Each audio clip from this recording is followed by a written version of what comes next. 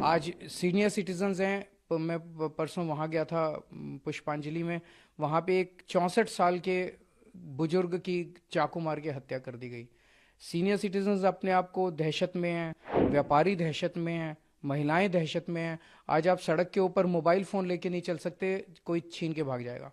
दिल्ली के अंदर कानून व्यवस्था बनाए रखने की जिम्मेदारी सीधे सीधे गृह मंत्री यानी कि अमित शाह जी की है, संविधान के तहत। अमित शाह जी को कोई परवाह ही नहीं है। कहाँ है अमित शाह जी? दिल्ली की कानून व्यवस्था बहुत भयावह हो गई है। लॉ एंड ऑर्डर की बहुत बुरी हालत हो गई है। और खुलेआम गोलीबारी हो रही है, खुलेआम चाकूबाजी हो रही है। आज सुबह विश्वास नगर में एक बर्तन के व्यापारी मॉर्निंग वॉक के लिए गए। जब घर वापस आ रहे थे तो भरी सड़क के ऊपर दो मोटरसाइकिल सवारों ने आके उनके ऊपर 8 राउंड गोली चलाई। उनकी वहीं स्पॉट पे मौत हो गई। इतनी हिम्मत कैसे हो गई अपराधियों की कि वो खुलेआम गोलीबारी कर रहे हैं दिल्ली की सड़कों के ऊपर। और ये कोई अकेली घटना नहीं है। पिछले 1 डेढ़ महीने के अंदर न जाने कितने गैंग वॉर दिल्ली के अंदर, शूट आउट्स दिल्ली के अंदर हो चुके हैं।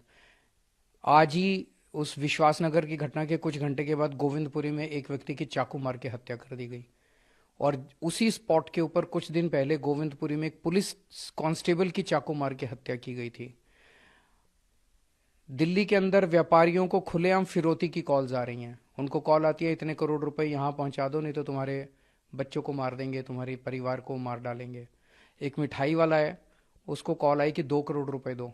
जब उसने देने से मना कर दिया तो 2 दिन बाद उसकी दुकान के ऊपर दो मोटरसाइकिल सवार आए और उन्होंने धुआंधार गोलियां चला दी। एक कार के शोरूम वाला है, उससे 5 करोड़ रुपए मांगे गए। जब उसने मना कर दिया तो 22 राउंड गोलियां उसके शोरूम के ऊपर चलाई गई। इस तरह से न जाने कितने मामले हैं।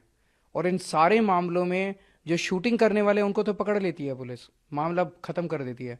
लेकिन जो फिरौती मांग रहा है, जो असली गैंगस्टर, जो मास्टरमाइंड है, वो खुलेआम घूम रहा है। सबको पता है कि 11-12 गैंग हैं जो दिल्ली के अंदर ऑपरेट कर रहे हैं। एक को भी नहीं पकड़ पाए अभी ये लोग। तो महिलाएं असुरक्षित हैं, महिलाओं के किडनैपिंग हो रही है, उनका रेप हो जाता है, गैंग रेप हो जाता है, उसके बाद उनका मर्डर कर दिया जाता है। घर से बाहर निकलती हैं लड़कियां, उनके साथ छेड़खानी होती है। को किसके पास जाएं? आज सीनियर सिटीजन्स हैं। मैं परसों वहाँ गया था, पुष्पांजलि में। वहाँ पे एक 64 साल के बुजुर्ग की चाकू मार के हत्या कर दी गई। सीनियर सिटीजन्स अपने आप को दहशत में हैं, व्यापारी दहशत में हैं, महिलाएं दहशत में हैं। आज आप सड़क के ऊपर मोबाइल फ़ोन लेके नहीं चल सकते, कोई छीन के भाग जाएगा। चेन छीन के भाग जाएगा, आपका पर्स छीन के भाग जाएगा। स्नैचिंग की इतनी घटनाएं हो रही हैं। दिल्ली के अंदर कानून व्यवस्था बनाए रखने की जिम्मेदारी सीधे सीधे गृह मंत्री यानी कि अमित शाह जी की है, संविधान के तहत। अमित शाह जी को कोई परवाह ही नहीं है। कहाँ है अमित शाह जी? दिल्ली में दो सरकारें साथ साथ चलती हैं।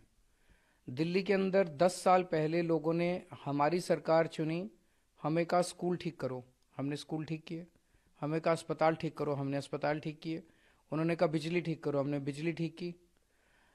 लोगों ने एक जिम्मेदारी बीजेपी की केंद्र सरकार को दी, वो थी कानून व्यवस्था की, लोगों को सुरक्षा देने की, दिल्ली पुलिस की। वो जिम्मेदारी केंद्र सरकार की है और केंद्र सरकार में भी गृह मंत्री की है। गृह मंत्री कौन है? अमित शाह है। तो बीजेपी और अमित शाह, अब उनको एक ही जिम्मेदारी लोगों ने दी थी, उसमें भी वो बुरी तरह से फेल हो गए हैं। आज उन्होंने दिल्ली का बुरा हाल कर दिया। केवल और केवल गंदी राजनीति करते हैं। आप जैसे अभी कह रहे हो, गिरिराज जी ने प्रश्न उठाया, तो वो प्रश्न वो भी जानते हैं कि वो गलत बोल रहे हैं, वो भी जानते हैं वो झूठ बोल रहे हैं, जनता को गुमराह कर रहे हैं। वो भी जानते हैं कि बीजेपी की जिम्मेदारी है कानून व्यवस्था को बनाए रखने की। वो नहीं करेंगे, राजनीति करेंगे। केवल राजनीति करते हैं, गंदी राजनीति करते हैं। इससे मेरे दिल्ली के लोगों को सुरक्षा नहीं मिलेगी। मेरी उनसे हाथ जोड़ के अपील है कि कुछ ठोस कदम उठाइए लोगों को सुरक्षा देने के लिए।